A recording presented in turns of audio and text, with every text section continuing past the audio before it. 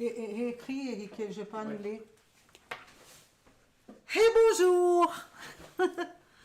Ay, mon Dieu, la vie, elle est comme ça. Donc, je commence tout de suite pour qu'on peut plus... Là, j'ai un spectateur. Il y a un truc... je ne sais pas si vous êtes encore là.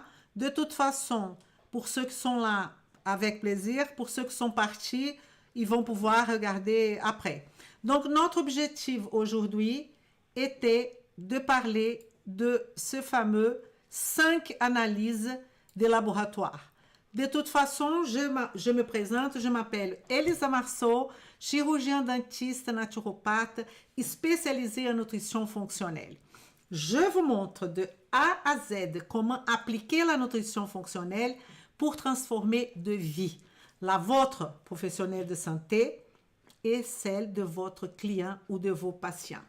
Et notre sujet, nous sommes dans cette série Live 1929, ça veut dire que je suis là, parfois un peu en retard comme aujourd'hui, je m'excuse, toujours tous les jeudis, ok? On aura ce rencontre avec vous. Ici, c'est un espace que vous pouvez poser vos questions, faites vos commentaires évidemment bienveillants. Et c'est ici et maintenant qu'on va parler de ces analyses qui sont indispensables à une consultation en nutrition fonctionnelle. Et donc, j'imagine que quand j'ai dit ça, et j'ai eu l'opportunité de voir qu'il y avait des naturopathes, des thérapeutes, etc., j'imagine que dans votre tête, il y a des questions qui doivent passer par votre tête. Mais Elisa, je ne peux pas prescrire des analyses. Déjà, vous ne pouvez pas prescrire, mais votre client ou votre patient, il a le droit d'avoir des analyses. Donc, tout à fait, il y a parmi vous des professionnels qui ne veulent pas rentrer dans cette histoire de prescription d'analyse biochimique. Et je le comprends. En revanche, une chose, c'est faire la demande de l'analyse. L'autre chose, c'est savoir interpréter l'analyse. Donc, ce que je vous invite tous, c'est de savoir, et peut-être vous n'allez pas prescrire les analyses, mais il faut absolument savoir interpréter. Et pourquoi, Elisa, il y a des naturopathes, etc., qui n'ont pas la possibilité de prescrire? Seulement parce qu'ils ne veulent pas. Et la question principale, c'est une question économique. En sachant que, évidemment, que c'est le médecin, il fait la prescription, pas mal de mesures ne seront pas payées. Mais beaucoup de mesures en nutrition fonctionnelle sont payantes, même pour le médecin, même s'ils sont prescrits par le médecin. Donc, dès que le patient paye, c'est possible de commander une analyse. On est bien d'accord. Mais la question la plus essentielle que je voudrais partager avec vous, c'est celle-là. OK, on va faire des demandes des analyses biochimiques. Mais qu'est-ce qu'il faut prendre en considération? Elisa, pourquoi je vais faire une demande d'analyse si je suis médecin fonctionnel, si je suis naturopathe, si je suis un thérapeute? Pourquoi? Première question, c'est est-ce qu'il y en a un besoin? Il n'existe pas, parce que je vous ai dit, les 5 analyses de laboratoire indispensables. En fait, je vous fais un piège, parce qu'il n'y a pas d'analyses qui sont indispensables. C'est pas vrai ça. Mais on va discuter 5 analyses quand même. Je vais vous expliquer tout. Restez jusqu'à la fin, vous allez voir. Mais il n'existe pas de liste standardisée pour tout le monde. Évidemment que non. Parce que s'il y aurait, tout mon discours tombe par terre. Parce qu'on parle de individualité biochimique de l'individu. On parle de matrice de la nutrition fonctionnelle où on aura l'opportunité de faire un diagnostic nutritionnel de notre client ou de notre patient d'une façon complètement personnalisée. Si c'est personnalisé, il n'y a pas une liste déjà faite pour des analyses, évidemment. Donc, tout va en relation, ce besoin, à la question de la biochimie individualisée du cadre clinique de ce patient ou de ce client au moment de la consultation, évidemment. Mais il y a une autre question importante. Vous allez faire une commande d'une analyse biochimique et la question est, quelle est l'applicabilité, quelle est la pertinence dans le diagnostic nutritionnel et du traitement? Parce que diagnostic tout court est le droit et la gérance de médecins. Oh, je ne parle pas de ça. Je parle des diagnostics nutritionnels. Donc, qui va faire le diagnostic d'une maladie, mettre une étiquette sur cette maladie, est seulement le médecin. Et je suis très contente que ce sont eux qui vont faire ça et pas nous. Ça, c'est génial. Parce que vous devez demander ou interpréter des tests qui sont pertinents pour la gestion nutritionnelle. OK? C'est ça notre objectif. Donc, on prend un exemple. Je voudrais vous donner un exemple d'un patient. On va prendre un patient vegan. Donc, ce patient vegan, d'ailleurs, il n'est même pas un patient. On va prendre un individu qui décide de devenir vegan. OK? Donc, il démarre tout seul son régime de vegan. Il pense que ça va améliorer sa santé, il pense que peut-être il va perdre pas mal de poids et il veut sauver les animaux. Attention, je ne critique pas le végétalien, je ne critique pas le végan, c'est qu'un exemple qui est courant dans notre cabinet. Vous allez voir la situation. Donc, ce qui arrive, c'est que cette personne qui décide d'être végan passe un peu de temps, il commence à faire le véganisme, tout OK. Mais à un moment donné, il commence à se sentir fatigué. Il commence à se sentir démotivé. Il commence à être incapable de... Oh, pardon. Il commence à être... Attendez, parce que je vais augmenter ça ici, parce que ça ne va pas du tout pour moi. Je ne peux pas voir qu'est-ce que... Attendez. Ah, OK. Donc, j'étais en train de vous dire quoi? De mon patient vegan. Donc, il commence à être incapable de s'entraîner à la salle des sports, qu'avant d'être vegan, il avait l'habitude d'y aller, OK? Mais il commence à être... Il y a des choses qui ne vont pas. Et là, on va dire un exemple, il arrive dans mon cabinet. Et dans ce cas, qu'est-ce que je dois faire? Je dois faire un bilan pour savoir s'il a des déficits. Et quand on pense à véganisme, on va penser tout de suite à la B12, n'est-ce pas? On va penser au fer, on va penser à la vitamine D. Mais je peux aussi simplement analyser son hémogramme, ce que le médecin fait là, pour avoir une suspicion. Comment il a? Ça veut dire que vous ne demandez pas la B12, vous ne demandez pas le fer, vous ne demandez rien du tout. Et s'il se sent fatigué, il a le droit d'aller chez le médecin va faire les analyses qui lui conviennent. Et moi, je vais regarder, par exemple, s'il n'a pas une macrocytose. OK? Pour justifier cette situation. Ou sinon, si le patient est prêt à dépenser de l'argent, pas beaucoup, 30 € maxi, je peux demander l'homocystéine. Je peux aussi demander une spécificité que je veux savoir vraiment la B12. Et peut-être, parmi vous, vous faites la demande de la vitamine B12 sérique. Ce n'est pas la meilleure mesure pour la B12. La meilleure mesure, c'est méthylmalonique. OK? L'acide méthylmalonique, qui est un peu plus cher, mais qui va vraiment nous donner une notion de la B12 de cette personne. Donc, dans ce cas que je viens de vous donner, d'un exemple d'un patient végan qui vient dans mon cabinet, qui est fatigué, qui a tout ce que je vous ai dit, qui ne peut pas s'entraîner bien, qui se sent démotivé, etc.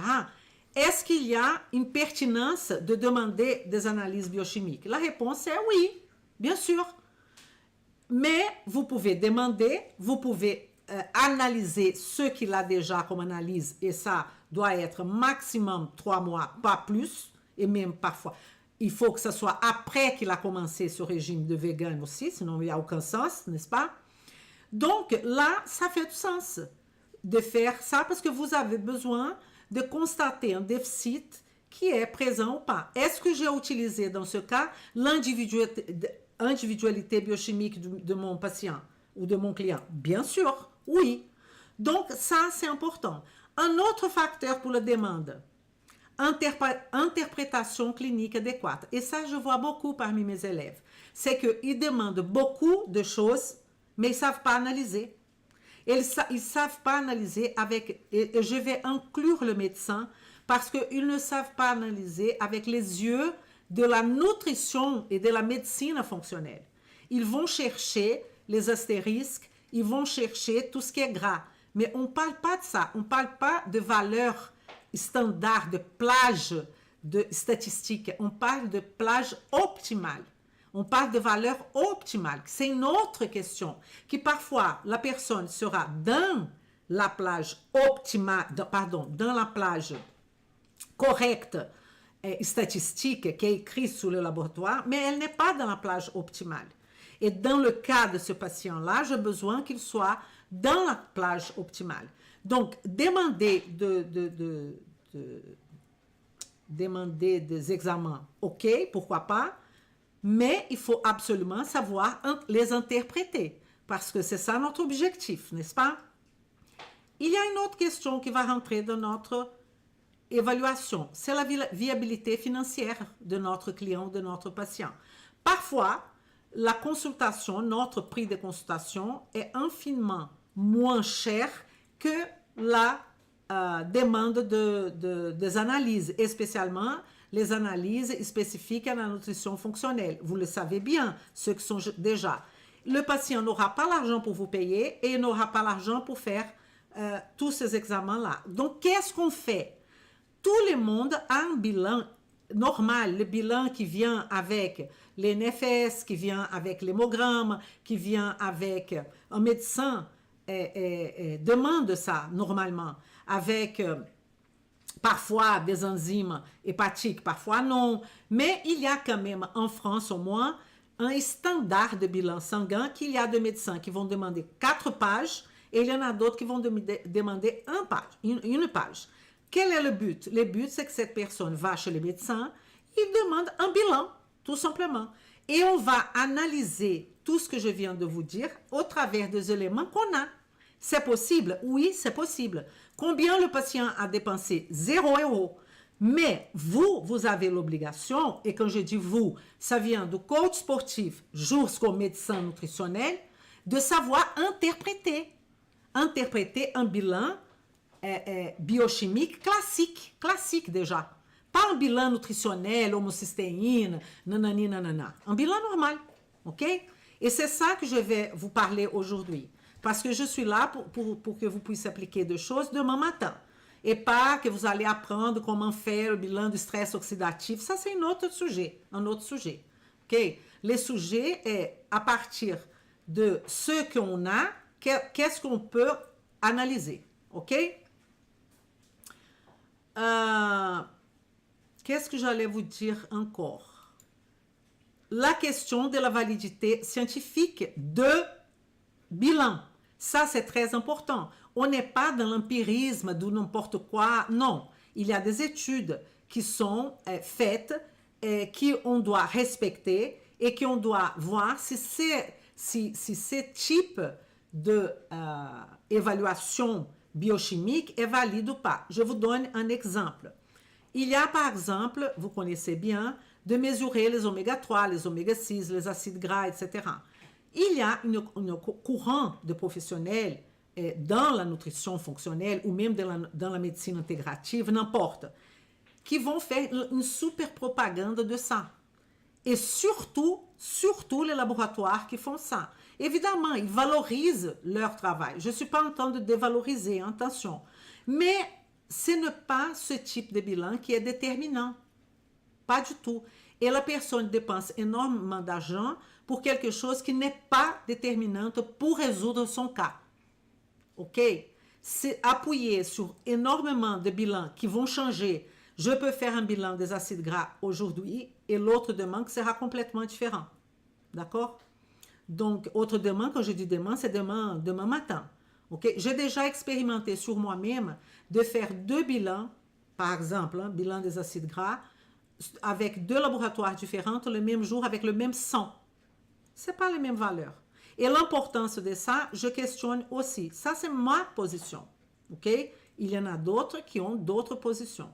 Donc, attention à la propagande des laboratoires qui veulent donner plus de valeur aux examens biologiques qu'ils méritent. Je n'ai pas dit qu'il n'y a pas d'examens qui sont importants, mais ils ne sont pas déterminants. Pourquoi, Elisa? Parce que bilan sanguin, bilan urinaire et bilan salivaire, c'est un outil de travail. Ce n'est pas un diagnostic, ni pour les maladies, ni pour quoi que ce soit. Par exemple, prenons comme exemple une polyarthrite rhumatoïde médicale. Le médecin, il va faire les examens et il va faire des exclusions. Il va dire que la personne a une polyarthrite rhumatoïde par exclusion de bilan, des examens. OK? Et surtout par la clinique. Il y a des médecins ici qui ne vont pas me mentir. Le plus important, c'est les signes et symptômes. Et à partir des signes et symptômes, vous n'êtes pas censé de mettre une étiquette. Vous êtes censé de donner à cette personne la santé. Donc, vous avez besoin d'étudier cette personne dans la matrice de la nutrition fonctionnelle parce que sinon, vous allez être complètement perdu. Vous faites formation de A, de B, de C, de D, mais comment vous mettez tout ça dans une organisation? Dans la matrice de la nutrition fonctionnelle. Donc, c'est très important de comprendre non seulement qu'il faut interpréter, qu'il faut que ça soit applicable, qu'il y a une pertinence, qu'il y a une validité scientifique. Il faut considérer aussi la possibilité financière du patient ou du client. Et donc, tout ça rentre dans ces 3 questions: éthique, bon sens et responsabilité. Et lorsqu'on parle de responsabilité, c'est aussi votre responsabilité de référer le patient vers un autre professionnel si vous trouvez dans le bilan une suspicion, par exemple, d'une hypothyroïdie. Vous n'êtes pas obligé de dire au patient, vous avez une hypothyroïdie. Je vous invite, patient, client, même si un coach sportif, n'importe, je vous invite d'aller chez votre médecin parce que peut-être, et je dis bien peut-être, il y a une altération qui peut-être il va être capable de dire qu'est-ce qui se passe. Peut-être vous savez déjà, mais vous n'allez pas dire ça. OK? Vous n'allez pas mettre le patient en feu pour quelque chose qui peut-être ce n'est pas ce que vous avez pensé, évidemment. Mais c'est de votre responsabilité de référer votre client, de référer votre patient et pas dire « Ah non, ça ne me concerne pas ». Ben alors, vous n'êtes pas un professionnel de santé. Un professionnel de santé fait partie de ceux qui donnent la solution définitive à la problématique du client. Et donner la solution définitive passe par savoir référer cette personne à un autre bon professionnel de santé. C'est très important. Mais tout ça, c'est très bien, c'est très joli, mais il y a un mot magique que je n'ai pas encore dit, qui s'appelle adhésion. Adhésion de votre client et de votre patient. Vous lui demandez de dépenser des absurdes en termes de compléments alimentaires, en termes de bilan, il n'y aura pas l'adhésion. Personne ne peut passer sa vie en train de prendre des gélules et des pilules, en train de dépenser des horreurs d'argent. Même une personne qui est riche, qui a le moyen, à un moment donné, elle ne veut plus voir tout ce gélule, tout ce pilule dans sa vie. Donc, qu'est-ce qui nous manque? Il nous manque une compétence en tant que professionnel de santé de haut niveau pour savoir exactement qu'est-ce qu'elle a besoin en termes de mode de vie, en termes d'alimentation adaptée. Ce n'est pas le légume pour tout le monde, les fruits pour tout le monde. Je ne parle pas de ça, s'il vous plaît. Je n'allais pas passer mon temps en train de dire que vous avez besoin de 5 fruits et légumes par jour. Parce que sinon, si c'était ça, la moitié de la population ne serait pas malade comme elle est aujourd'hui, n'est-ce pas? Donc, nous allons maintenant aux choses qui intéressent. Je voudrais quand même savoir si ces informations sont intéressantes pour vous. OK? Mettez un OK, mettez oui, mettez quelque chose pour que je sache que ça vous intéresse. C'est important pour moi de savoir ça. Je ne sais pas où est mon assistant. Je ne sais pas. Eric? Bon, je suis toute seule. Alors, pour commencer les 5 analyses indispensables, Je commence par une qui normalement n'est pas dans le bilan médical, mais qui coûte 30, maxi 30 euros, 20 euros, qui est la vitamine D. La vitamine D, au-delà de la homéostasie du calcium, parce qu'on a besoin, évidemment, qu'est-ce que c'est homéostasie? Homéostasie, c'est l'équilibre du corps. Le corps, il souffre de variations, par exemple, pour ne pas dépasser 37 Celsius. Ah, merci, Eric. Est-ce que tu peux me dire qu'est-ce que... Si les gens ont répondu oui, non, qu'est-ce qu'ils ont répondu de ma question? Donc, la vitamine D. La vitamine D, tout le monde dit vitamine D pense au calcium. La vitamine D, elle participe de l'homéostasie du calcium. Mais il y a le parathormone, il y a la calcitonine, il y a la vitamine K qui participe, vitamine C, qui vont participer aussi de l'homéostasie du calcium. Donc, je ne veux pas parler de cette histoire de calcium. Je préfère parler de la vitamine D en tant que grande stimulatrice de notre système immunitaire, en tant que participant de l'inflammation chronique. Et si vous habitez dans une région que vous avez une baisse de soleil, vous pouvez avoir deux possibilités. En France, par exemple, on n'a pas beaucoup de soleil toute l'année, ok? Mais on va dire que, Elisa, je ne comprends pas. Mon patient, mon client, il prend du soleil, mais la vitamine D, sa vitamine D ne bouge pas. Pourquoi? C'est la question qu'on se pose. Parce que peut-être il y a une dysbiose, il a un problème intestinal, il a des situations, il a un diabète non régulé, il est en état d'obésité. Donc, ce n'est pas que le soleil. Le soleil, c'est hyper important parce que c'est la façon où vous allez exposer. Combien de temps vous devrez exposer à la vitamine D? À la vitamine D, que vous devez exposer au soleil? C'est une bonne question. Parce que les gens ils disent 20 minutes, 30 minutes, tout ça, c'est faux. Vous devrez exposer le pli. Pourquoi? Parce que la peau est plus fine jusqu'au moment que ça commence à piquer. Elisa, qui est peau mate, ça va commencer à piquer plus tard qu'une personne qui est totalement blanche. Donc, il n'y a pas 20 minutes, 15 minutes ou 30 minutes. Autre chose, si vous avez une vitre, ça ne sert à rien. On a besoin du soleil, vraiment, exposition de plis. Et quand ça commence à piquer, vous arrêtez. Parce qu'il y a aussi le problème de l'héliophobie, que les gens disent, ah, il ne faut pas de soleil, il ne faut pas prendre de soleil. Et donc, on n'aura pas la vitamine D, ça c'est sûr. Et donc, ça c'est vraiment un problème de la population mondiale, parce que vous allez me dire, ah Elisa, mais au Brésil, il y a beaucoup de soleil, c'est vrai. Et vous savez, c'est un des pays qui a le taux de vitamine D le plus bas. Pourquoi? Déjà, les gens travaillent, ils ne vont pas au soleil, il y a beaucoup d'obésité, il y a beaucoup de maladies, il y a beaucoup de prises des infections, des problèmes de virus, vous savez bien, nous aussi. Tout ça baisse la possibilité que cette vitamine D augmente. Donc, il va falloir beaucoup de fois prescrire cette vitamine D.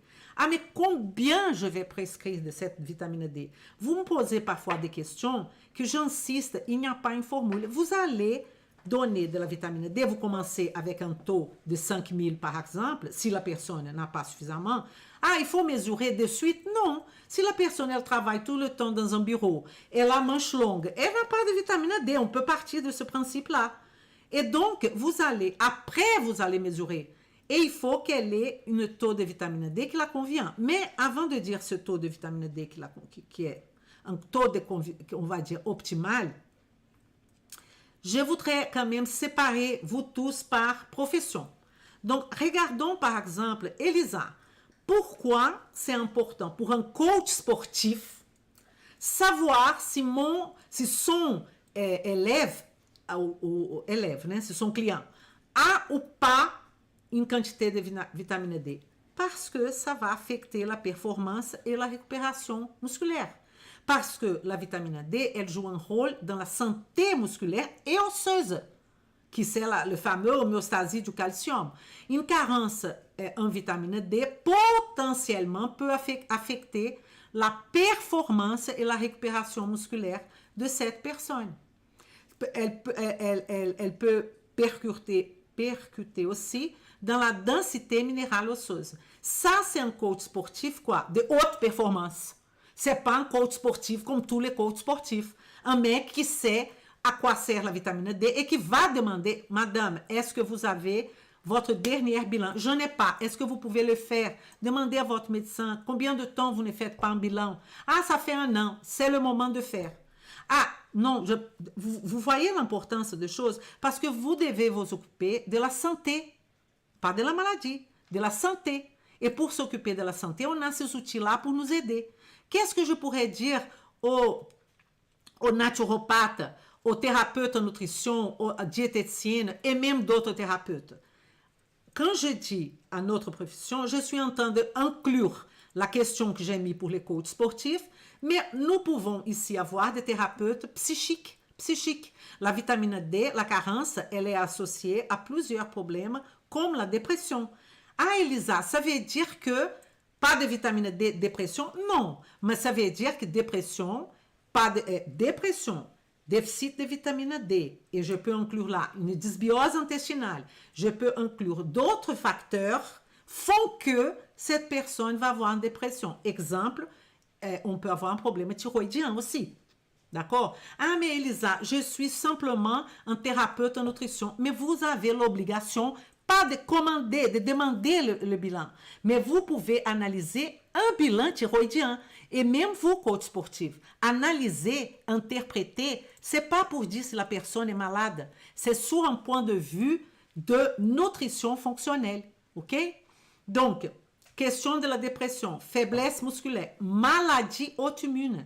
Comme je vous ai dit, la vitamine D est un facteur qui va stimuler la production de macrophages du type 1, ok? Ou du type 2, ça dépend de la situation. Mais c'est très important la vitamine D. Et pour les médecins, ah Elisa, vous n'êtes même pas médecin, vous donnez faire de cours aux médecins, et là je vais inclure médecins, dentistes, pharmaciens, infirmières, vous êtes tous dans le même panneau. Pourquoi je vais vous représenter comme ça? Regardez. Parce que ces gens-là, cette équipe qui est médecin, regardez avec moi, médecins, dentistes, pharmaciens, infirmières, sont des gens qui s'occupent de médicaments. Tout le temps. Même les dentistes. Donc, là, je vous propose de chercher un autre moyen avant le médicament. Et la vitamine D est un élément clé pour ça. Pour la santé osseuse, je parle dentiste, pour des implications de la prévention et traitement de plusieurs choses au niveau bucco-maxillo-facial, pour l'ostéoporose, pour le cancer, pour les maladies auto-immunes et pour le Covid, n'est-ce pas? Donc, prévention, je parle de prévention de maladies. Ah, mais si c'est traitement, on ne va pas oublier que le médecin peut faire un accompagnement. Est-ce qu'ils le font? Moi, je ne vois pas. Peut-être j'ai tort. Je ne vois pas un médecin en train de demander vitamine D pour ce type de choses. À part que ce soit vraiment une ostéoporose déjà installée. Peut-être j'ai tort. OK? Après, il y a un autre groupe de professionnels de santé. Dites-moi si vous aimez cette façon que je vous présente les choses très spécifiques de chaque profession. Dites-moi si ça va. Dites-moi oui, ça va. Fais un signe là, Eric va me dire. Donc, l'autre groupe, c'est le groupe des ostéopathes, des chiropracteurs, des kinésithérapeutes. Je vous ai dit déjà, la vitamine D, elle est cruciale pour la santé osseuse. Une carence va augmenter le risque de fracture. Donc, vous voyez bien que tout ce que je parle à tout le monde. Mais il y a une spécificité quand même de chaque groupe. Alors, on vient à la valeur optimale. Quelle est la valeur optimale? Premièrement, la valeur optimale doit être entre 60 et 80 nanogrammes par millilitre. Mais, pour tout le monde, non. Vous pouvez prendre l'historique d'une personne qui a toujours 50. Ça fait des années qu'elle a 50 et elle n'a pas de signes et symptômes. Pourquoi vous allez augmenter cette vitamine D? Il n'y a pas de raison. Donc, il n'y a pas le besoin. Il n'y a pas le besoin. Vous voyez? Donc, ne mesurez pas des choses que la personne n'a aucun signe, aucun symptôme. Et je vois parmi mes patients qui arrivent avec une liste d'examens qu'ils ont fait. Ça, c'est pas de la prévention, parce que les gens ils disent ça, c'est de la prévention. C'est pas de la prévention, ça. Si vous prenez un bilan hémogramme normal que les médecins font, c'est suffisant pour savoir si vous allez plus loin ou pas. Le problème, c'est savoir analyser. Je vais vous montrer un exemple ici aujourd'hui. Hein. Attendez jusqu'à la fin. Alors, je trouve que ce sujet est passionnant. Je ne sais pas si vous êtes d'accord avec moi. Bon, passons maintenant à notre second élément d'analyse qu'on dit, entre guillemets, indispensable. C'est la ferritine. La ferritine, je n'ai pas dit le fer, sérique, je dis la ferritine. Elle est une protéine, n'est-ce pas, qui est produite, elle est stockée, le fer permet le fer d'être stocké au niveau de notre foie. Et elle nous donne beaucoup de signes, ok? Les signes que tout le monde connaît, c'est le manque de ferritine, peut-être on a une anémie. Ok, mais je ne veux pas parler de choses que tout le monde connaît. Une ferritine élevée, elle est hyper intéressante et mérite des analyses. Mais cette analyse, elle va partir de la clinique. Votre patient a une obésité. Donc, la ferritine, elle peut avoir une tendance à augmenter parce que le corps, il va pas comprendre ça comme une inflammation, il va comprendre comme une infection et il va séquestrer les fers parce qu'il ne veut pas que les microbes utilisent de ce fer pour proliférer. Mais vous n'avez pas du tout une infection. Mais le corps, il a séquestré parce qu'il ne fait pas la différence entre inflammation et infection. Donc, dans le cas des inflammations chroniques, dans le cas des stress oxydatifs et trop de fer, vous allez avoir une réaction qui s'appelle réaction de fantôme, qui c'est un peu compliqué de vous expliquer là tout de suite, mais ça veut dire que le fer, il va se composer avec le fer, le cuivre surtout, vont se composer avec le peroxyde d'hydrogène, ça veut dire l'eau oxygénée, il va éventuellement former de radicaux libres. Ça s'appelle réaction de fantôme. Et donc, vous pouvez avoir cet stress oxydatif. Et là, vous allez me dire, et alors, qu'est-ce que ça veut dire ça? Ça veut dire que quand vous avez beaucoup de stress oxydatif, que la capacité anti-oxydative de votre corps, parce que oxydation, on a les stress oxydatifs qui peut se déterminer à ce moment-là, c'est qu'il peut dépasser notre capacité antioxydative. Et là, notre corps va commencer, le corps va commencer à oxyder notre ADN. Est-ce que vous pensez que c'est intéressant d'oxyder, de faire la rouille sur notre ADN, de faire la rouille sur nos membranes cellulaires, de faire la rouille sur nos organes? Donc, on va vieillir beaucoup plus vite. On va avoir de maladies beaucoup plus vite. Okay? Les choses vont s'exprimer beaucoup plus vite, les choses négatives. Et donc, excès de fer. Et là, je rapporte à la question qu'il y a pas mal de personnes qui vont dans les pharmacies, et là, les pharmaciens vont me dire si c'est vrai ou pas, et qui achètent des compléments alimentaires avec de fer partout. Et là, il va y avoir un excès de fer. OK? Mais bon, en parlant de cette ferritine, alors, quand on a un excès de ferritine, on a le besoin d'exploiter, de chercher les causes qui sont sous-jacentes à cette hausse de ferritine, comme l'inflammation. Et si on parle d'inflammation, on va parler d'un nœud, d'un pilier de la matrice de la nutrition fonctionnelle, qui est le nœud défense et réparation. Et là, ça veut dire que vous devriez connaître tout le processus inflammatoire aigu et aussi chronique. Et le stress oxydatif, on parle d'énergie. Si on parle d'énergie, on parle de mitochondrie. Donc, c'est la qualité, c'est la quantité du pool mitochondriel, mitochondriaux, que cette personne est là. Donc, on va encore plus loin. À ce moment-là, on peut faire un bilan du stress oxydatif? Oui, ou pas. Si la personne n'a pas l'argent, il va falloir faire avec.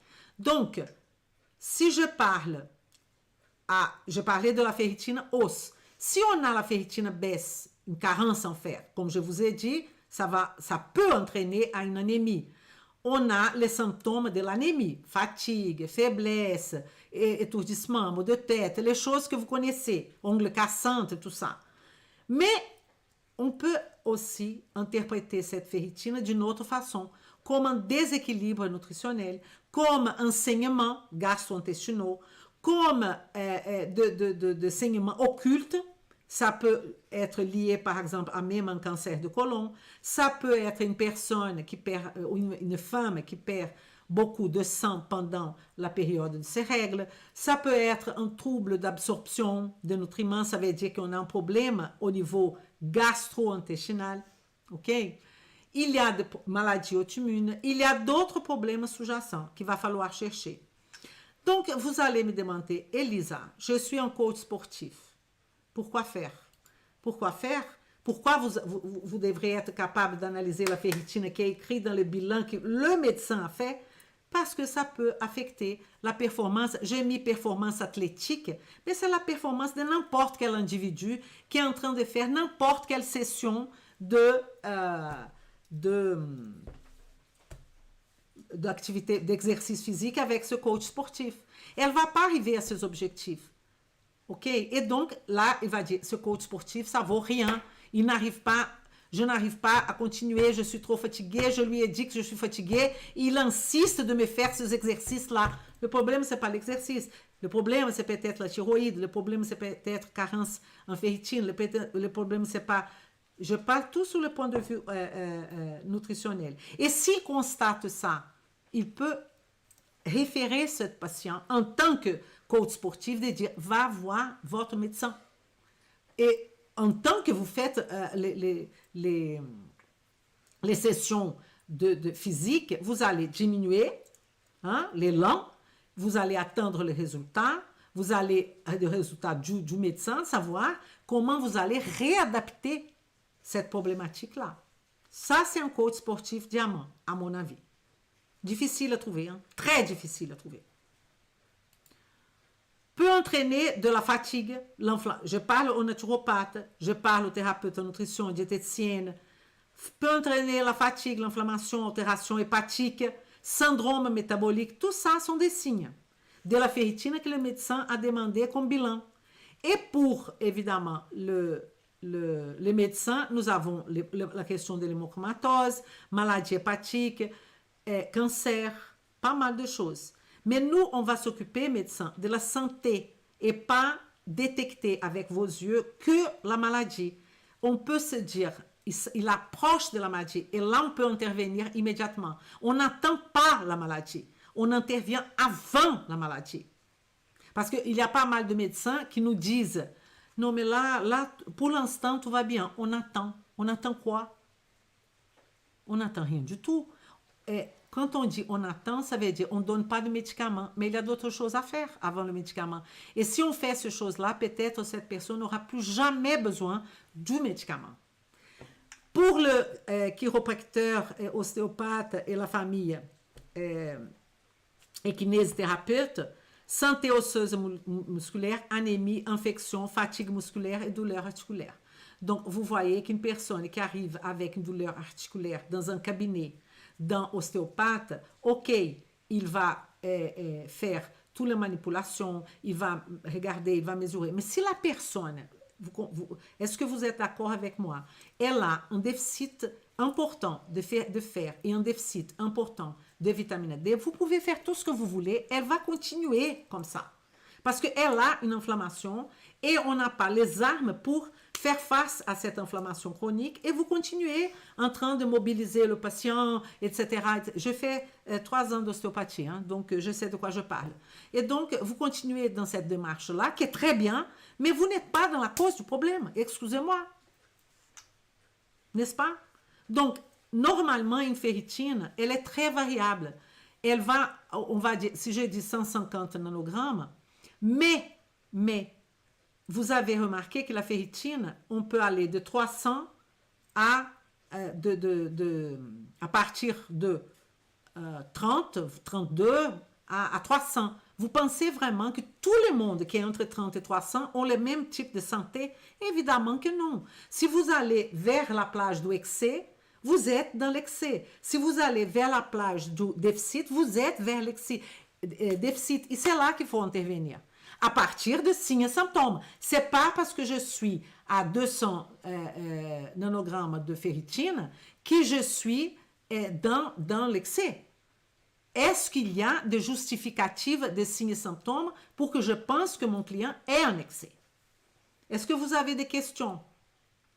Henrique, tu mets... Non. Tous en silence. Excellent, oui, oui, super. Ah, d'accord. Bah, tout est super alors. OK. Parlons maintenant d'un point que je trouve... Là, c'est vrai, on parle des indispensables là, né? Vraiment. Des choses que ça serait hyper intéressant que vous tous, en tant que des professionnels, sachiez interpréter. Ne mettez pas coach sportif, ne mettez pas thérapeute en nutrition, ne mettez pas vous dans le salaire minimum, dans les SMIC. OK? Vous êtes un professionnel de santé. Vous savez analyser, interpréter un bilan sous le point de vue nutritionnel. Vous imaginez combien parmi vous savent faire ça? Je connais mes élèves, je ne connais pas beaucoup. Sincèrement. Sincèrement. Et je connais beaucoup de naturopathes comme moi, que je suis naturopathe aussi, qui demandent énormément de bilans, ils ne savent pas interpréter. Ils ne savent pas interpréter. Ils ne savent pas faire le lien entre les choses. Est-ce que vous êtes d'accord avec moi? Manifestez-vous. On est là pour échanger. Hein? Bon, on est maintenant dans notre, tout simplement, bilan glycémique. Glycémie, c'est hyper important. L'hémoglobine glyquée. Je vais dire un petit mot de chacun déjà, parce que quand on parle de glycémie, on est en train de parler de la quantité du glucose qui se présente dans notre sang à jeun. Quel jeun? Essentiellement de 8 heures. Maxi de 10 heures. Parce que si vous dépassez ça, vous n'êtes plus dans la réalité de la chose. OK? Et tout ça, réalité, c'est aussi entre guillemets. Hein? Parce que qu'est-ce que c'est un bilan sanguin, un bilan salivaire, un bilan, n'importe quel bilan? C'est un flash du moment. C'est pas la vérité absolue. C'est un flash du moment. Donc, la glycémie, lorsqu'on parle de ce paramètre glycémique, hémoglobine glyquée, on va toucher plusieurs sections du corps.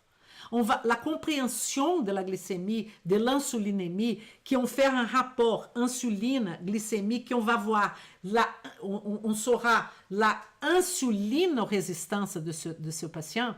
Et là, je vous dis, ah non, mais pour calculer cette insulinorésistance, qui s'appelle indice OMA, c'est cher, j'ai honte de demander ça au patient. Vous pouvez calculer. Si le patient a son insulinémie et sa glycémie, vous mettez dans un Google et il va vous calculer l'index glycémique de ce patient OMA, s'il est résistant à l'insuline ou pas.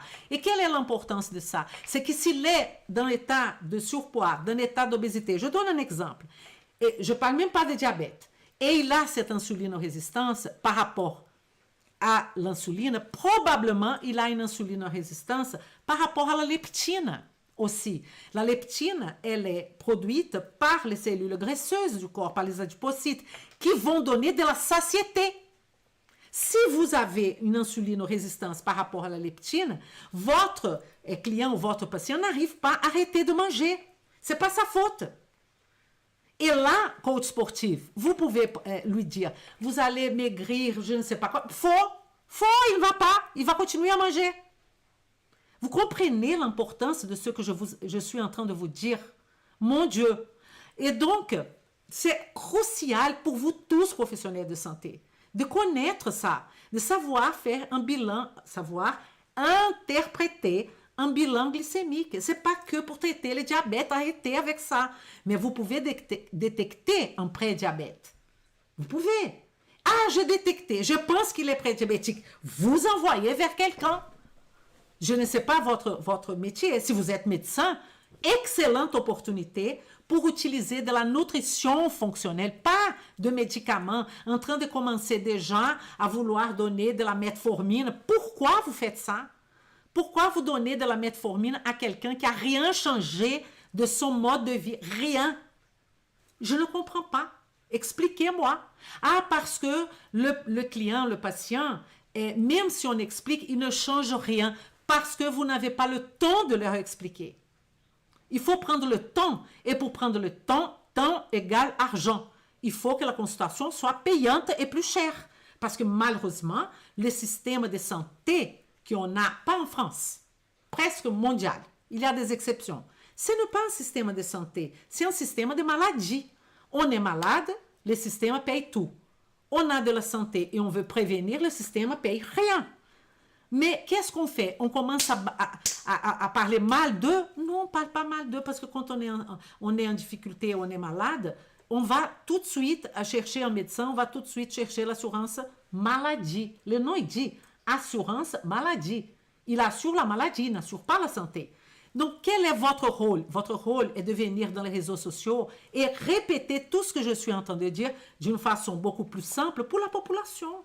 Ah, mais il n'y a qu'un qui va écouter. Aujourd'hui, un, demain, deux. Vous savez, j'ai commencé ces discours. Regardez si vous êtes sur YouTube. En 2014, nous sommes en 2023. Et je répète, et je répète. Mais il faut croire. Il faut croire. Et ça va changer votre vie, hein, sous le point de vue aussi financier. Donc, les coachs sportifs. Qu'est-ce que j'ai à dire aux coachs sportifs? Coach sportif, il faut que vous connaissiez la glycémie. Qu'est-ce que c'est? J'ai dit que j'allais dire un mot de chacun. Qu'est-ce que c'est l'hémoglobine glyquée? Oui, l'hémoglobine glyquée, c'est la glycémie de 3 mois. Tout le monde le sait ça. Donc, la glycémie, l'hémoglobine glyquée idéale est de 5%. Est-ce que vous avez 5%? C'est dur d'avoir 5%. Entre 5 et 6%. Alors, hémoglobine glyquée, c'est quoi? C'est un ferraille. C'est un ferraille qui a le mariage de hémoglobine, qui est une protéine, qui a été glyquée. Ok? On a fait un phénomène qui est un phénomène naturel, qui n'a pas besoin d'enzymes, qui s'appelle la glycation. Et donc, c'est le sucre qui se marie à une protéine. Donc, on a glucides plus protéines, ça va donner hémoglobine glyquée. Un excès d'hémoglobine glyquée va nous donner quoi? Tous les problèmes possibles, imaginables. L'hypogénèse, gain de poids, problèmes, maladie cardiovasculaire, parce que l'hémoglobine glyquée est un ferraille. Qu'il y a, évidemment, on va former cette hémoglobine glyquée. Il n'y a pas zéro d'hémoglobine glyquée. Mais il faut un seuil de tolérance de cette hémoglobine glyquée. Vous comprenez ça? Donc, l'objectif, c'est ça l'analyse. Et pour les coachs sportifs, adaptation à l'entraînement.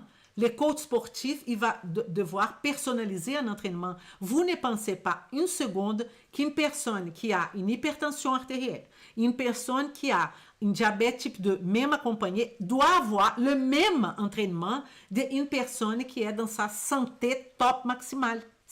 C'est pas pareil. C'est pas le même exercice. C'est pas le même HIIT. C'est pas le même musculation. C'est pas du tout ça. Et il faut l'adhésion en plus du patient. OK? Donc, la personne qui a, un exemple, je parle au coach sportif, une résistance à l'insuline, elle va pouvoir bénéficier d'un entraînement spécifique visant à améliorer la sensibilité à l'insuline. OK? C'est ça la beauté de votre profession, coach sportif. Optimisation de la performance de cette personne. Ah, que des athlètes? Non, c'est une personne qui va pouvoir monter les escaliers. Pourquoi? Parce qu'elle n'a plus la douleur aux jambes, la douleur partout, la douleur au cou. Elle va faire un voyage touristique. Il faut monter les escaliers pour visiter l'église, je ne sais pas quoi. Elle n'arrive pas. Moi, quand je fais mes voyages, je vois les gens, une avec une canne, l'autre avec un surpoids, la respiration très difficile. Je vois tous les insulino-résistances, je vois tout le monde en train de prendre sa glace, au pizza. Ah, je vais faire, c'est mon bon moment, c'est mon mignon péché. Ton mignon péché va t'amener à l'hôpital avec un cancer et que tu vas rester en train de baver des années. On dit la réalité, n'est-ce pas? Pardon de me... Parfois, Waouh! Qu'est-ce qu'on a d'autre? On a pour les naturopathes gestion de la santé métabolique, prévention de la maladie métabolique, planification nutritionnelle. Si votre client, pour identifier qu'est-ce que c'est cette maladie métabolique que vous parlez? Je parle de prédiabète, diabète, SIOPK, syndrome des ovaires polycystiques. Je parle de la condition de maladie de l'obésité. Je parle de surpoids important. Tout est là-dedans. Tout est là-dedans. OK? Donc, si vous savez analyser ça, ça va orienter beaucoup mieux qu'est-ce que vous allez donner comme planification nutritionnelle. Est-ce que vous allez faire un complément alimentaire ou pas? Vous allez intervenir dans le mode de vie de la personne d'une façon consciente, professionnelle. OK? Et nous avons aussi la question de l'indice OMA d'insulinorésistance. Quel est le chiffre pour l'indice OMA? Idéal, 1. Idéal. Mais on peut aller jusqu'à 1,5. Il y a même ceux qui disent 1,5, non. 1,39, 1,3, pas 1,5, 1,39, 1,3, 1,2. Mais l'idéal, ce serait 1. Avec une hémoglobine glyquée de 5% et avec une glycémie inférieure ou égale à 1 aussi. Voilà. 1 gramme par litre, je parle. Donc, notre fonction, c'est aider les patients à éviter, à arrêter le développement de ces maladies, comme le diabète type 2, comme le cancer, comme le syndrome métabolique, comme toutes ces choses-là. Qu'est-ce qu'on pourrait dire aux médecins? Médecins, prévention de maladies. N'attendez pas. Si vous avez un client qui a 1,3 déjà de glycémie, je ne comprends pas pourquoi vous faites que la glycémie. Je ne vais jamais comprendre. Elisa, est-ce que vous pouvez expliquer un petit peu plus ça? Je vais vous expliquer. On va dire que la personne, elle a, écoutez-moi, elle a 1,1 gramme par litre de glycémie. Qu'est-ce que le médecin fait? Tout va bien, pas de problème. Il n'a pas mesuré l'insulinémie, l'insuline du patient. Il n'a pas mesuré. Qu'est-ce qui peut se passer? Il peut se passer que pour maintenir ce 1,1 gramme par litre de glycémie, le pancréas est en train de cracher énormément d'insuline. Pourquoi? Pour faire l'homéostasie, pour faire le maintien de ce 1,1. Et lui, il ne prend pas compte de ça. Et quand il va prendre compte, c'est parfois trop tard. On a eu déjà le burn-out, on va dire, de ce pancréas. Et là, on commence, parce qu'on ne va pas se mentir, c'est comme la cigarette. On commence par la metformine, on passe après à d'autres médicaments un peu plus importants. On commence qui font le mimétisme de GLP-1. On passe après à l'insulinodépendance. Et on passe après au décès. C'est quoi la prévention? Je ne comprends pas. Est-ce qu'il y a des solutions? Bien sûr qu'il y en a des solutions. Pourquoi autant de résistance à accepter ça, qu'il y en a des solutions? Ah oui, mais le patient, il faut qu'il change son mode de vie. Tout à fait. Ah oui, mais il faut que le patient ait un déclic. Tout à fait. Tout à fait. Mais est-ce que vous avez donné à cette personne l'opportunité? Non, parce que vous n'avez pas le temps. Et c'est 15 minutes pour chacun, c'est 20 minutes pour chacun. Et les autres, ceux qui sont autour du médecin, n'ont pas la connaissance. Et donc, on a un gros problème, quoi. Comment on fait? Je vous invite à faire partie de cette vision qui est la nutrition fonctionnelle. Impact sur la mobilité, comme je vous ai donné l'exemple de voyage. Impact sur la douleur. Là, vous êtes en train de travailler, ostéopathe, chiropracteur, je ne sais pas. Vous êtes en train de travailler. Mais ça, c'est la cause là, elle est systémique. Ce n'est pas la cause locale, excusez-moi. Donc, si vous ne regardez pas ça et vous n'en voyez pas, ou si vous ne changez pas l'alimentation, changer une alimentation de quelqu'un, c'est ne pas dire de manger de fruits et légumes, s'il vous plaît. Arrêtez avec... Ou vous mangez 5 fruits et légumes, vous ne mangez pas du lait et vous enlevez le gluten. Ça n'existe pas. C'est faux tout ça.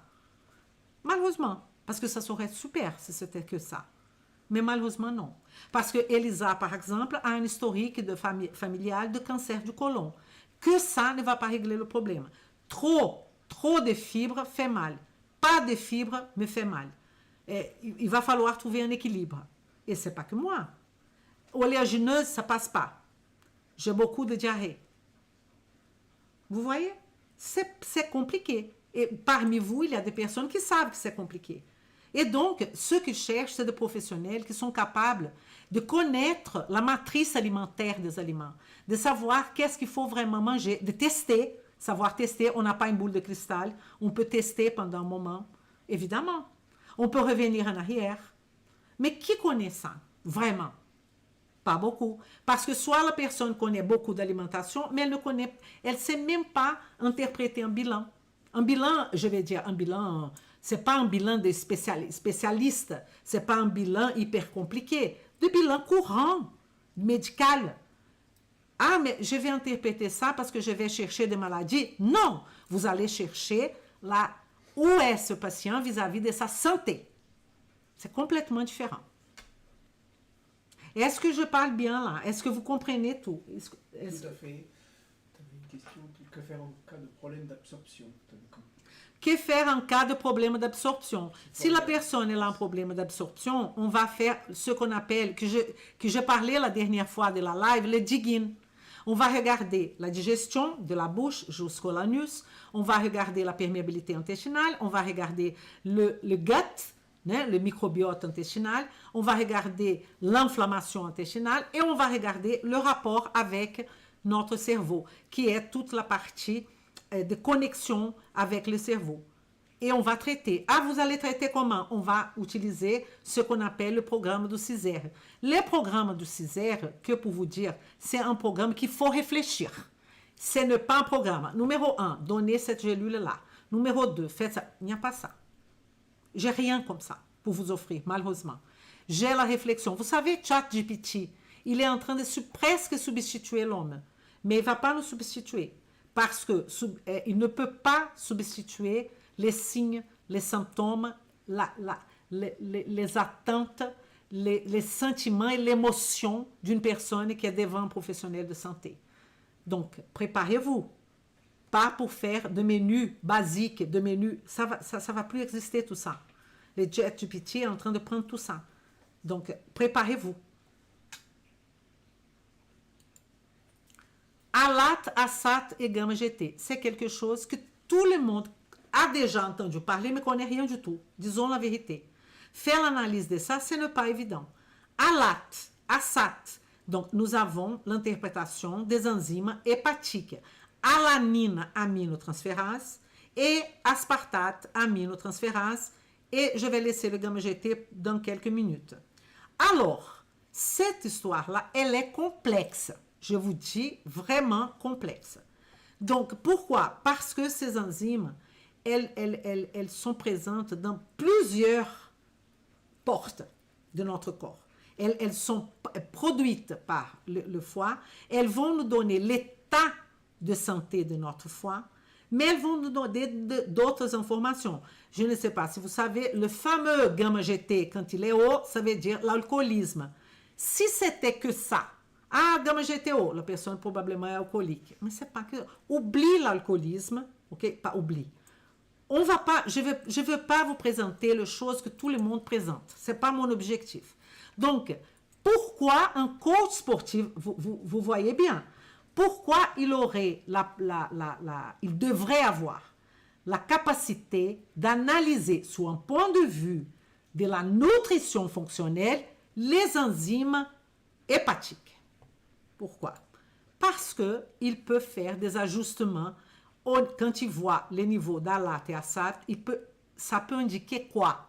Ça peut indiquer, coach sportif, que vous êtes en train de faire une surcharge d'exercice physique de votre client. Surcharge. Vous êtes en train de causer trop de lésions musculaires. Ça veut dire que c'est normal des lésions musculaires, mais peut-être trop de lésions. Si le niveau est élevé, ça peut signifier que l'entraînement actuel que vous proposez à votre client est trop intense. Est trop intense. OK? Ça veut dire qu'il y a un risque de surentraînement. Le coach peut adapter alors son programme d'entraînement à ça. Diminuer un peu. OK? Et il y a d'autres choses. Par exemple, quand on parle de l'activité physique, vous êtes un athlète ou vous faites de l'activité physique dans la salle de sport et vous allez mesurer ou faire un bilan sanguin de vos leucocytes, ils seront tous altérés. Et vous pensez que vous avez une altération de leucocytes. Parce qu'il y a cette altération leucocytaire transitoire quand on fait des exercices physiques. Vous le savez ça? Ben alors, je vous dis alors. Donc, il ne faut jamais prendre aller en laboratoire pour faire la prise de sang après une activité physique. Il faut attendre 24 heures minimum en formation. Alors, et pourquoi il va faire ça, Elisa? Il va éviter les blessures de son client. Il va éviter que son client parte pour plus jamais revenir. OK? Il va faire le maintien de sa clientèle.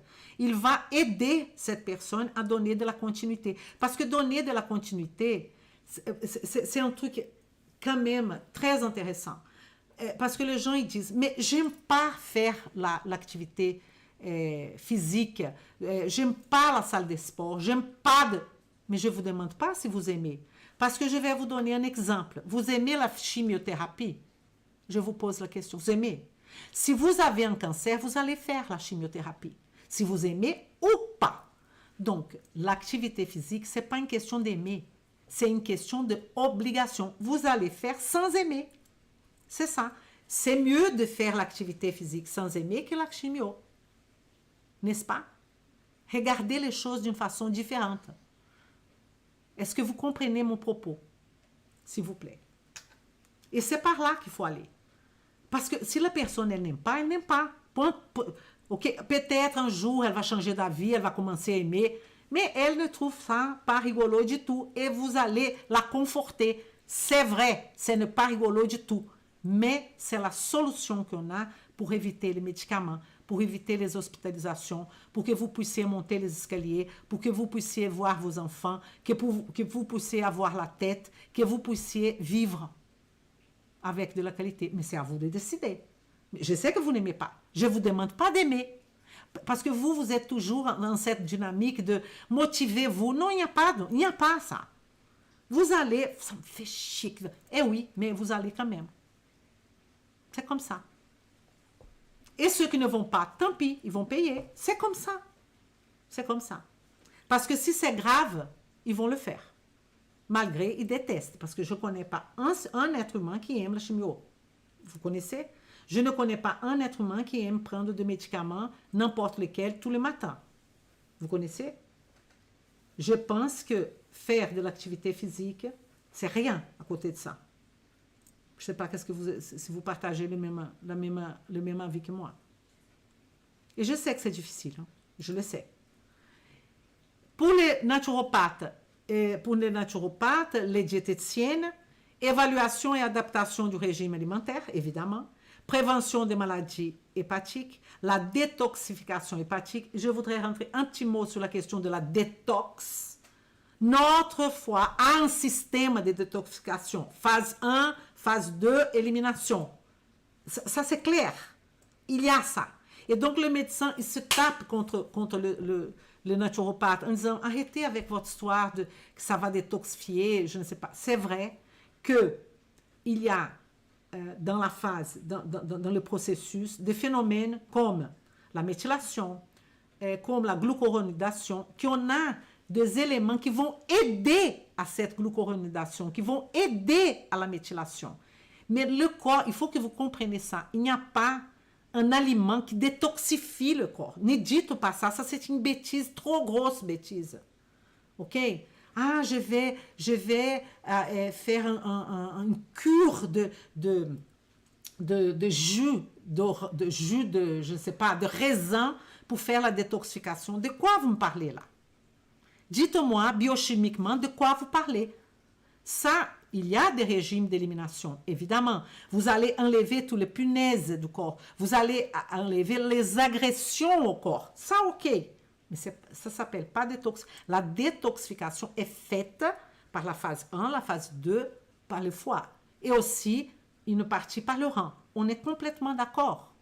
Donc, quand vous rentrez dans ce discours, qui est un discours non scientifique, un discours fondé sur je ne sais pas quoi, de dire que je prends la plante Y et qu'elle fait le détox. Non, elle ne fait pas le détox. Elle fait une action qui va aider les molécules à faire le détox. Mais comme la majorité parmi les professionnels ne connaissent pas les molécules, ne connaissent pas la phase 1, la phase 2, je ne parle pas à vous là, parce qu'il y a peut-être quelqu'un qui dit, je connais, très bien, mais il y a une grosse majorité, de quoi elle parle? Vous voyez pourquoi il faut devenir quoi? Un professionnel de haute performance. Haute performance. Et pas un professionnel comme tout le monde. Parce que sinon, vous allez avoir un salaire comme tout le monde. Parce que sinon, vous allez chercher des patients et des clients le reste de votre vie. Il faut avoir tous ces outils que vous allez faire la connaissance, la connexion et appliquer pour avoir le résultat. C'est comme ça que ça fonctionne. Alors, si on parle de maladie, on peut parler de la fameuse stéatose hépatique, n'est-ce pas? Combien de patients, combien de clients ont l'stéatose hépatique, qui est traitée par le médecin comme OK. Mais il n'est pas demandé à ce client de changer. Il est demandé comme ça, faites des efforts, ne mangez pas autant. Le mec est en triglycérides à 6 grammes par litre. Et le médecin dit, fais un effort. C'est pas fait un effort, quoi. C'est pas fait un effort, il va mourir à long terme. Et c'est la pire mort parce que la personne ne sait pas pourquoi elle va mourir. Elle pense que c'est l'âge, elle met la faute sur le monde entier, sauf sur elle-même. Parce que c'est elle qui a choisi ce mode de vie. On a cette responsabilité. Mais il y en a pas mal le problème, c'est qu'ils ne savent pas. Il y a beaucoup de patients qui disent, mais je ne savais pas, personne ne m'a expliqué ça, Elisa. C'est à vous d'expliquer à la population. Moi, je suis une seule personne. Il y en a d'autres comme moi. Mais nous ne sommes pas beaucoup. On a besoin de vous. Valeur optimale des ASAT et ALAT, pour être très gentil, c'est maxi 30, oui. 30. OK? Ce n'est pas ce qui est marqué dans le bilan. 30. Et si on parle du gamma-GT, gamma-glutamide transférase, est une enzyme aussi hépatique. Ah, pardon. Je n'ai pas parlé des autres. Mais j'ai déjà parlé. OK? En gros, je parlais de vous tous. Mais le gamma-GT, le gamma-GT, ce n'est pas un simple marqueur de l'alcoolisme, s'il vous plaît. Le gamma-GT est lié au syndrome métabolique. Il est associé à la question du syndrome métabolique. Il est associé à l'hypertension. Il est associé à la résistance à l'insuline. Il est lié au stress oxydatif. Ah, mon patient n'a pas l'argent pour faire un bilan du stress oxydatif. Ou moi, je ne sais pas, pour l'instant, je ne sais pas interpréter un bilan du stress oxydatif. Est-ce que le gamma-GT de votre patient est supérieur à 20, à 16 par là? Vous pouvez réfléchir sur un stress oxydatif. OK?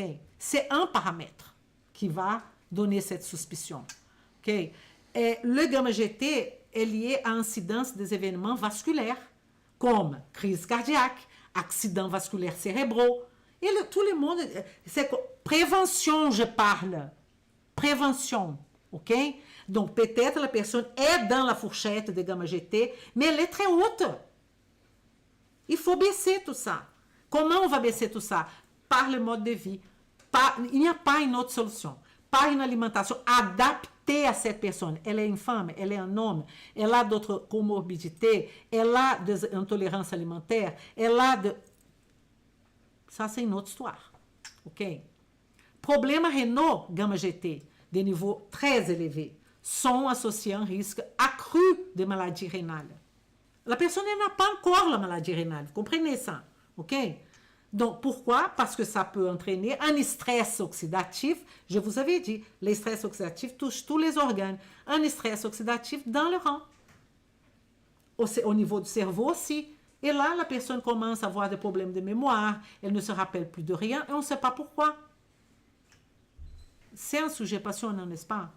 Et je rentre dans mon dernier bilan qui fait partie des leucocytes. J'ai pris qu'un exemple qui sont les eosinophiles. Normalement, tous les bilans français ont une mesure de la série rouge, hématocrite, hématie et compagnie, et la série leucocytes qui sont nos globules blancs, qui c'est la défense du corps, n'est-ce pas? Y a-t-il des valeurs de référence de ces paramètres du point de vue de la nutrition fonctionnelle? Oui, on a des valeurs. Je viens de vous donner. Le gamma-GT, c'est inférieur à 16, oui. Je viens de vous donner. Et les deux autres, ASAT et ALAT, doivent être inférieurs à 30. Je viens de vous donner. Je vous ai parlé de la vitamine D entre 60 et 80 nanogrammes par décilitre. Je vous ai donné. Je vous ai donné l'insulinémie qui doit être... Ah, l'insulinémie, je n'ai pas donné. Autour de 36 picomoles. Et la glycémie inférieure ou égale à 1. Et l'OMA égale à 1 ou maxi 1,3. J'ai tout donné. Les éosinophiles, quand on parle d'éosinophiles, il doit avoir une ping qui est quoi? Infection parasitaire et réaction allergique. Soit allergie des médecins, IgE, que la personne va avoir une allergie avec les immunoglobulines IgE, qui est vraiment une allergie, ou des intolérances. OK? Il y a une altération des éosinophiles. Normalement, on va mesurer les éosinophiles, on va regarder nutrition fonctionnelle, le pourcentage qui est le plus intéressant. Vous commencez à avoir des éosinophiles à 3 à 4%, vous pouvez penser aux intolérances alimentaires. Vous pouvez penser à infections parasitaires légères. Vous pouvez. Et vous n'avez rien demandé comme examen. Vous n'êtes pas dans la spécialisation de la nutrition fonctionnelle avec des bilans qui vont avoir un coût de 300 €. Combien ça coûtait l'éosinophiles pour le patient? 0. Parce que tous les médecins demandent ça. Mais lui demande en train de chercher une maladie. Vous allez regarder ce même bilan en train de faire de la prévention. Est-ce que c'est merveilleux ou pas ça? C'est merveilleux. C'est plus que merveilleux. Je ne sais pas. Je ne sais pas comment vous convaincre de ça. Coach sportif. Vous pouvez utiliser ce taux d'éosinophiles pour évaluer la récupération d'un athlète, pour voir l'optimisation d'un athlète, pour voir s'il y a la présence d'une inflammation cachée, un stress oxydatif caché qui va nécessiter un accompagnement médical ou sinon une modification de votre programme d'entraînement. OK? Le patient peut avoir aussi des problèmes de tolérance alimentaire qui sera lié à un problème intestinal. Peut-être votre client a beaucoup, vous ne demandez jamais, j'ai jamais vu, sauf un coach sportif fonctionnel. Mais j'ai jamais eu, qui n'est pas fonctionnel, un coach sportif en train de me demander, vous avez des flatulences, vous avez des gaz, parce que ça c'est important pour l'objectif que vous avez par rapport à ce client. Comment il va perdre du poids s'il a un problème de dysbiose, s'il a une perméabilité intestinale. Donc tout est lié. Je ne suis pas en train de dire que vous allez rentrer dans les sphères d'action d'un médecin, mais pas du tout. Est-ce que vous comprenez ça? Mais vous devriez avoir la capacité de regarder, de faire la suspicion et de dire, madame, ce n'est pas normal d'avoir des gaz, des ballonnements, ce n'est pas normal. Donc, je vais regarder votre alimentation. Vous pouvez faire ça. Vous allez, et là, vous allez faire une enquête alimentaire sérieuse, que changeant quelques éléments, qu'est-ce que vous faites de mal? Vous changez quelques aliments dans l'alimentation de la personne et parfois vous allez régler le problème. Et si vous ne réglez pas, vous allez référer cette personne. Mais si vous avez devant vous quelque chose qui ne va vraiment pas dans le bilan, vous allez référer tout de suite. Vous dites ça ne va pas là. Est-ce que vous êtes convaincu? Dites-moi. Allergie, intolérance, parasitose, inflammation. Qui en regardant les éosinophiles, hein? Il y en a d'autres. Hein? Il y en a d'autres leucocytes qu'on peut regarder, n'est-ce pas? Neutrophile. La relation neutrophile-leucocyte, elle nous donne énormément d'informations. Et comment je fais cette relation? Vous faites le compte. Je peux vous montrer tout ça. OK? Médecin, diagnostic des IgE, maladie auto-immune, trouble inflammatoire en termes de prévention, médecin. Prévention, hein? Parce que pour les médecins, il faut que tout explose. C'est pas ça. Notre objectif, c'est pas du tout ça. Évidemment, vous avez votre rôle quand tout explose. Mais l'objectif, c'est qu'avant d'exploser, que vous fassiez quelque chose. Vous pouvez même référer cette personne, pourquoi pas, à un naturopathe fonctionnel de votre confiance. Pourquoi pas? Ou à un ostéopathe, ou à quelqu'un qui peut prendre le relais plus que 15 minutes. J'ai dit pour ceux qui ne sont pas fonctionnels. Hein. L'évaluation du traitement de douleur, douleur musculaire, douleur articulaire, ça peut avoir une pertinence totale par rapport chez les athlètes qui ont ces altérations-là. Mais qu'est-ce qui fait un ostéopathe? Il s'enferme dans son monde ostéopathique. Il ne regarde plus rien. Il ne regarde pas l'alimentation. Il ne regarde... Regarder l'alimentation, c'est analyser l'alimentation. Hein? C'est pas dire, qu'est-ce que vous mangez à peu près? C'est pas ça. Hein? C'est pas du tout ça. Hein? C'est de prendre vraiment le patient d'une façon complète et de ne pas voir ce patient seulement quand il a de douleurs. Il vient, il a une douleur articulaire, vous réglez, il part. 3 mois après, il revient avec la même douleur articulaire. Ça, c'est un professionnel de santé? Je ne sais pas. Excusez-moi, ostéopathe. Je vous critique avec tout le respect que je vous dois. Mais sincèrement, commencez à questionner tout ça.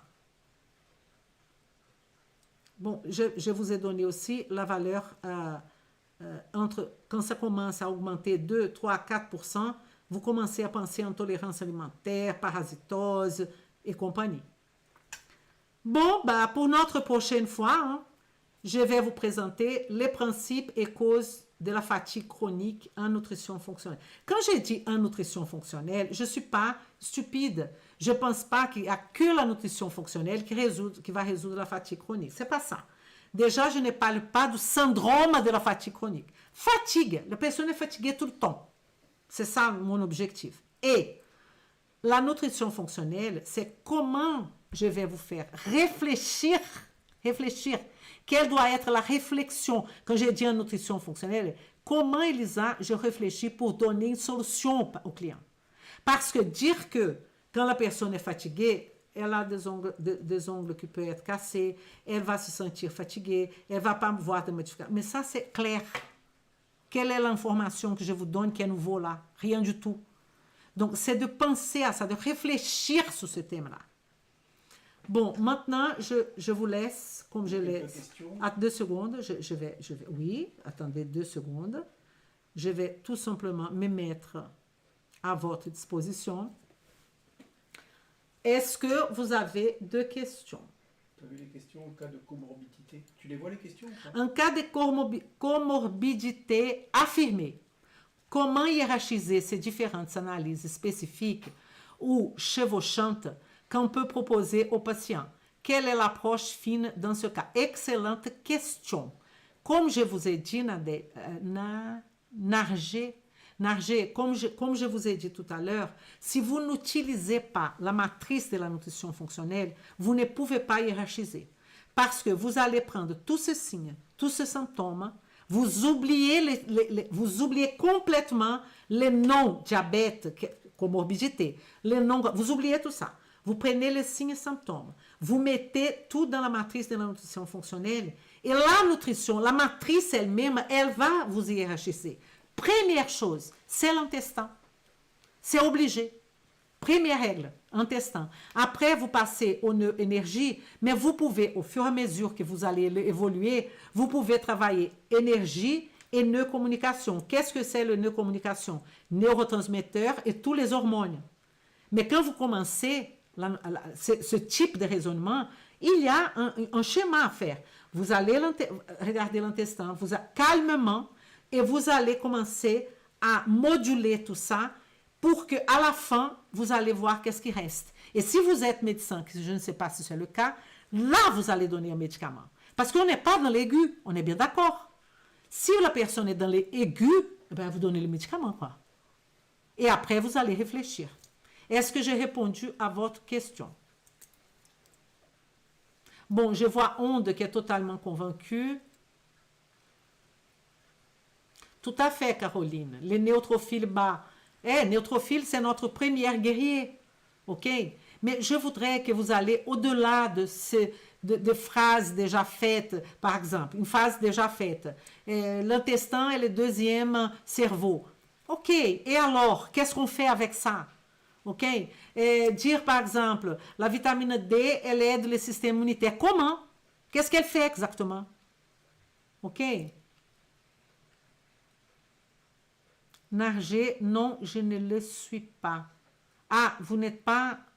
OK, bah, je ne sais pas. Donc, il n'est pas content avec ma réponse, c'est ça? Si, je pense. Ah, il n'est pas médecin, peut-être.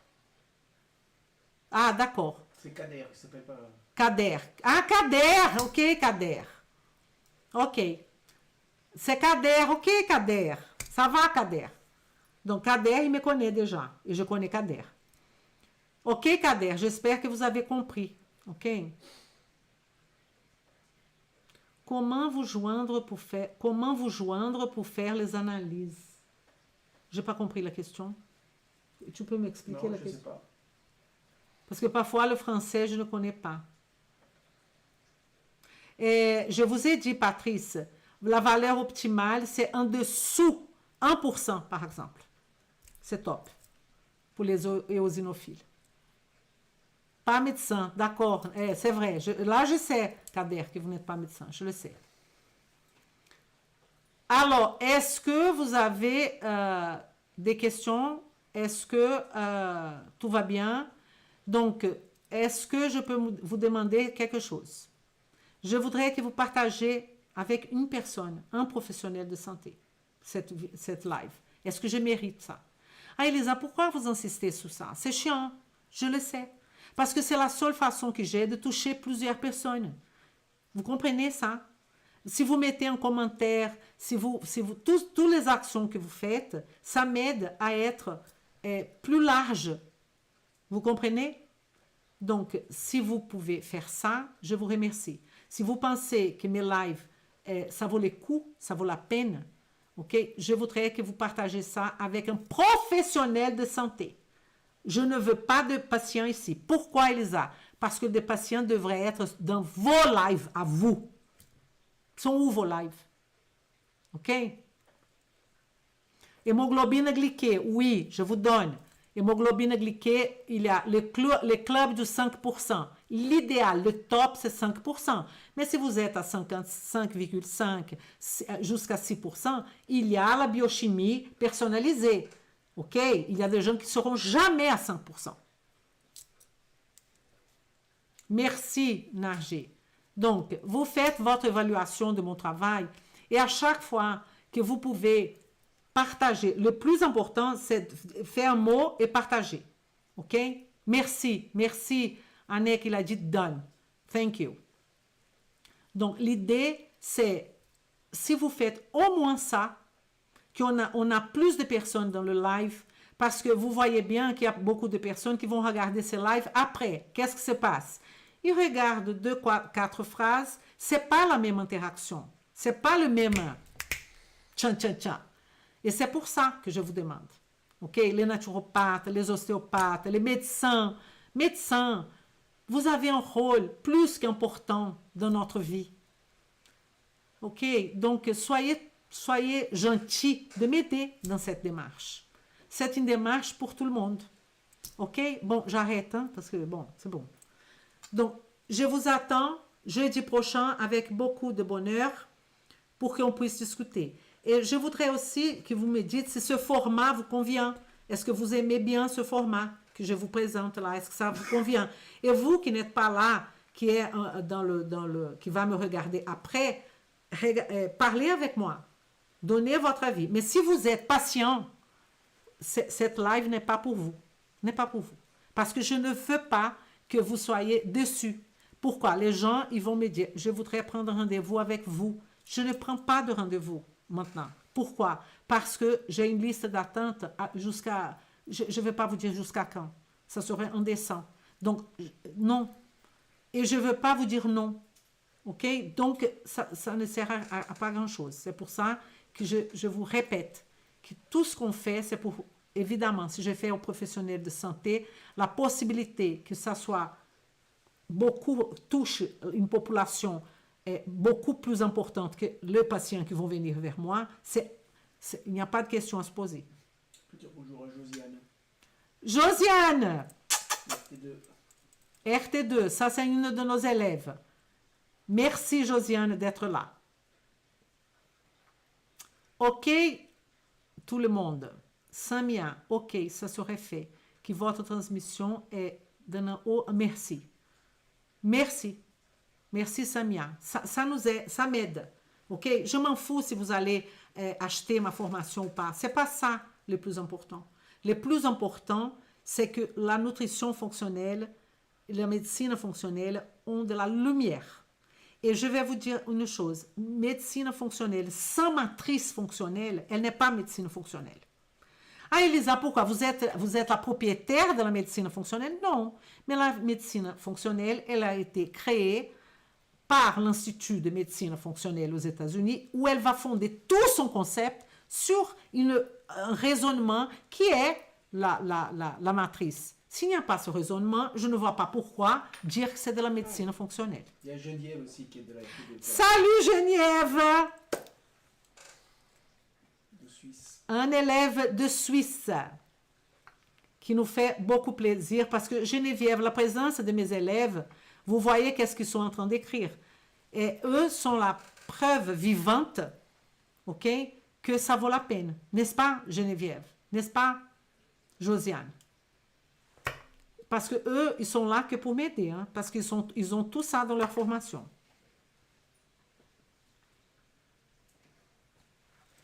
Bon, je vous fais un gros bisou. Maintenant, je vais boire de l'eau parce que je suis fatiguée de parler. Je parle comme une folle.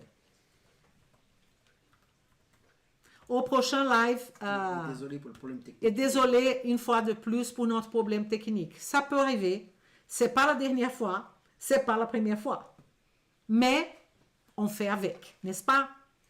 À bientôt et vem comigo.